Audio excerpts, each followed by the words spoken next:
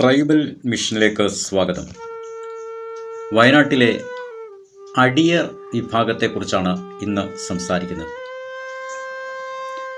നരവംശ ശാസ്ത്രമനുസരിച്ച് കേരളത്തിലെ ആദിവാസികൾ നെഗ്രിറ്റോയിഡ് proto Australoid വംശത്തിൽപ്പെട്ടവരാണെന്നാണ് കണക്കാക്കപ്പെടുന്നത്. തടിച്ച ചുണ്ട്, പതിഞ്ഞ മൂക്ക്, ചുരുണ്ട തലമുടി ഈ വംശത്തിൽപ്പെട്ടവരുടെ പ്രത്യേകതകളാണ്. സർക്കാരിൻ്റെ കണക്കനുസരിച്ച് കേരളത്തിൽ 37 ഗോത്ര വിഭാഗങ്ങൾ ഉണ്ടെന്നാണ് പറയുന്നത്. എന്നാൽ ഈ മേഖലകളിൽ പഠനം നടത്തുന്നവർ പറയുന്നത് ഇതിൽ കൂടുതൽ വിഭാഗങ്ങളുണ്ടെന്നാണ്. കേരളത്തിൽ ഏറ്റവും കൂടുതൽ ആദിവാസികൾ പാർക്കുന്നത് വയനാട് ജില്ലയിലാണ്. ആകെ ഉള്ളതിൻ്റെ 37% ആദിവാസികളും താമസിക്കുന്നത് ഇവിടെയാണ്. ഒരു കാലം വരെ വയനാട് ആദിവാസികളുടെ അധീനതയിലായിരുന്നു.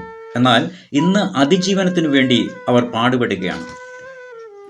വയനാട് ജില്ലയിലെ ഒരു പ്രധാന ഗോത്ര വിഭാഗമാണ് അടിയർ. റാവുളൻ എന്നും ഇവരെ വിളിക്കാറുണ്ട്.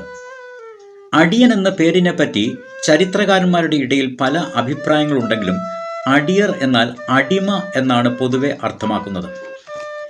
ഇവരുടെ ഭാഷ റാവുള ഭാഷ എന്നാണ് അറിയപ്പെടുന്നത്.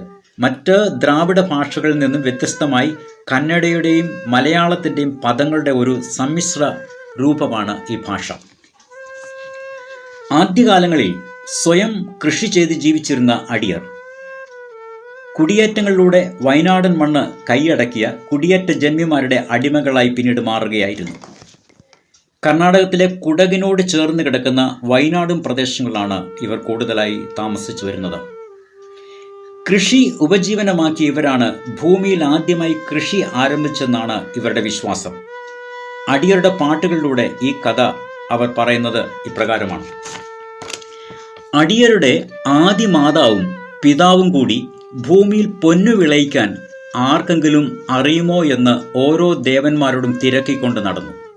എന്നാൽ ഭൂമി ഫലഭൂയിഷ്ടമാക്കുവാൻ അവർക്ക് ആർക്കും അറിയില്ലെന്നായിരുന്നു ദേവന്മാരുടെ മറുപടി. അവസാനം ദേവലോകത്ത് കണ്ട ഒരു വൃക്ഷത്തിൻ്റെ ഫലം അമ്പും വില്ലും ഉപയോഗിച്ച് അവർ ഭൂമിയിലേക്ക് എയ്തു വീഴ്ത്തി. അതിൻ്റെ വിത്ത് കണ്ണൻ ചിരട്ടയിൽ മണ്ണിട്ട് പാകി മുളപ്പിച്ചു.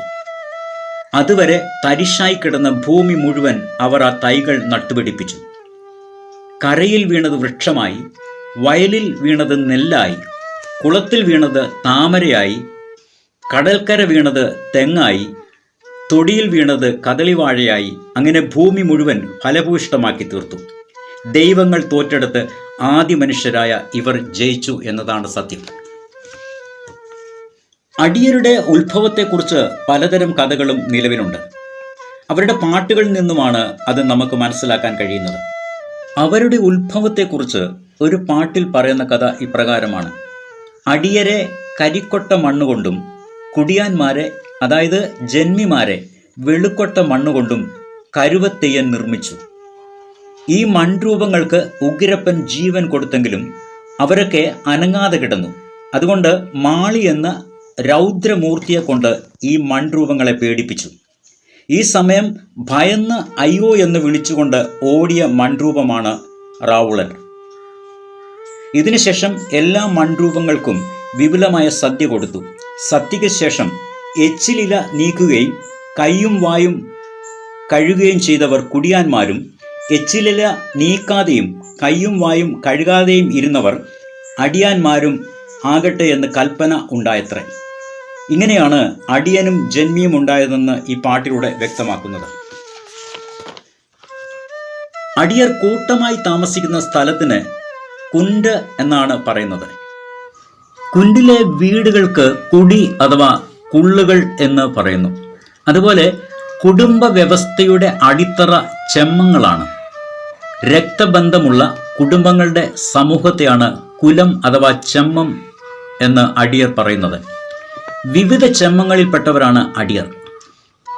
തിരുനെല്ലിമന്റ്, കുപ്പക്കാറുമന്റ്, കോട്ടയമന്റ്, പിതാറുമന്റ്, ചെറുവാളിമന്റ്, മുതുക്കുറ്റിമന്റ്, ഊളാക്കുറ്റിമന്റ്, മുതിരൈ, കാളക്കോട്ടുകാരു, കല്ലില, മോമ്മട്ടെ, ഇടമലൈ, കച്ചലൈ, പുത്തൂര്, പൂതാടി, ഏവില, വെള്ളച്ചല്, 9 കുടി, പാവുടയില, കഥമലൈ, ബെടക്കുമൻറ്, വയനാട്ടില എന്നിവയാണ് അടിയരുടെ ചെമ്മങ്ങൾ അഥവാ ഇല്ലങ്ങൾ.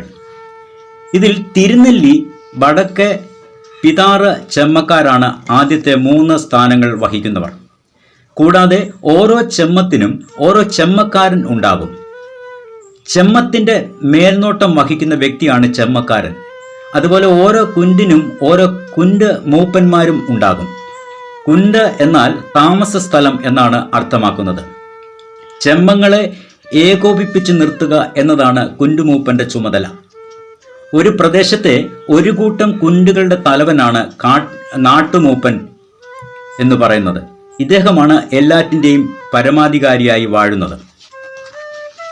അടിയരുടെ പുരോഹിതന്റെ പേര് കനലാടി എന്നാണ്. അടിയർ ഇദ്ദേഹത്തെ ദൈവത്തിന്റെ പ്രതിപുരുഷനായിട്ടാണ് കാണുന്നത്. ഇദ്ദേഹത്തെ സഹായിപ്പാൻ ചെറിയ കനലാടിമാരും ഉണ്ടാകും. അതുപോലെ മന്ത്രവാദ ചടങ്ങുകൾ നടത്തുന്ന വ്യക്തിയെ തമ്മാടി എന്ന് പറയുന്നു. തമ്മാടി തികഞ്ഞ ഒരു മാന്ത്രികനും വൈദ്യനും ആയിരിക്കും. വലിയ മൂപ്പന്മാരെ സഹായിക്കുന്ന ചെറിയ മൂപ്പന്മാരും ഉണ്ടാകും. അവരെ കരിമികൾ എന്ന് വിളിക്കുന്നു. ശവസംസ്കാരവുമായി ബന്ധപ്പെട്ട ചടങ്ങുകൾ നടത്തുന്നത് കരിമികളാണ്. കൂടാതെ കുണ്ടുപുല, 13 പുല ചടങ്ങുകളും നടത്തുന്നത് ഇവരാണ്. ഒരാൾ മരിച്ചാൽ അയാളുടെ കുലത്തിലെ അഥവാ ചെമ്മത്തിൽപ്പെട്ടവർ ചെയ്യുന്ന ചാവടിയന്ത്രമാണ് ചെമ്മപ്പുല എന്ന് പറയുന്നത്. മരിച്ചയാളുടെ കുണ്ടിലെ മറ്റു കുടിലുകളിൽ നടത്തുന്ന പുലയാണ് കുണ്ടുപുല. കുണ്ടുപുലയ്ക്കും ചെമ്മപ്പുലയ്ക്കും ശേഷം നടത്തുന്ന ചാവടിയന്ത്രമാണ് കാക്കപ്പുല. 4ഉം 5ഉം കുണ്ടുകൾ ഒരിടത്തു കൂടിയാണ് ഈ പുല ആചരിക്കുന്നത്. ശവസംസ്കാരം കഴിഞ്ഞ് 3 മാസം കഴിയുമ്പോൾ നടത്തുന്ന പുലയാണ് 13 എന്ന് പറയുന്നത്. മരിച്ചയാളുടെ ബന്ധുക്കളാണ് ഈ പുല നടത്തുന്നത്.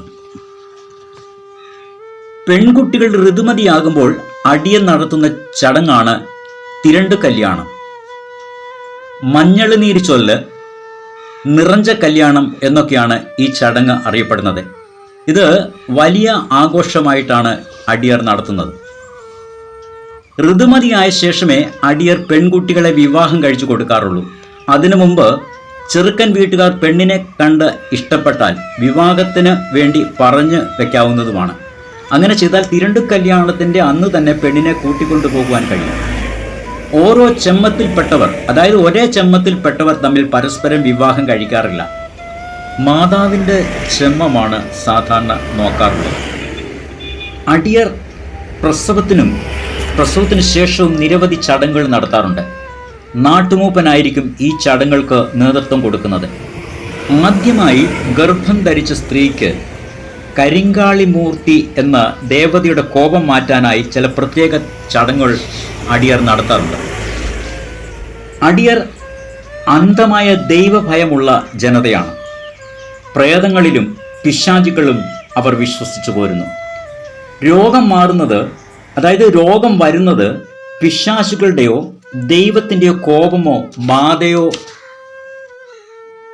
കൂടോത്രമോ ആണെന്നാണ് അവർ കരുതുന്നത്.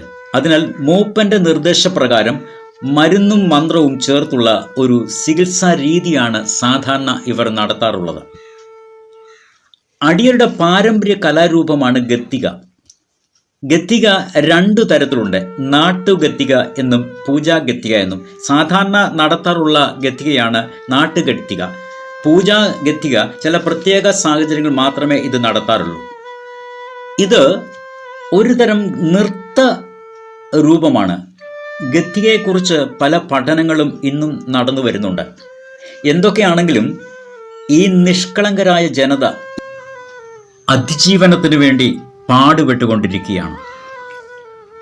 ഈ വീഡിയോ ഇഷ്ടപ്പെട്ടെങ്കിൽ ഈ ചാനൽ സബ്സ്ക്രൈബ് ചെയ്യുക, ലൈക്ക് ചെയ്യുക, ഷെയർ ചെയ്യുക. ഇതുപോലെയുള്ള അറിവുകളുമായി നിങ്ങളുടെ മുന്നിൽ വീണ്ടും എത്തുന്നതുവരെ എല്ലാവർക്കും നന്ദി, നമസ്കാരം.